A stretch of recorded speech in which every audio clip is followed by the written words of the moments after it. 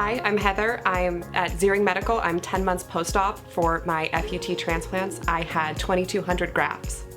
I came to Ziering Medical because I felt like I had a really large space in between where my eyebrows ended and kind of where my hairline started, and I didn't super feel like it was very feminine. It didn't really balance my face out. It was actually a really exciting and kind of personally fulfilling experience to go through that process and have Dr. Ziering come in and create kind of this whole new landscape on my face and kind of how it's framed, going through the process of having this really great, like 4 or 5 person team that's coming in and doing this. Like I felt like surgery VIP.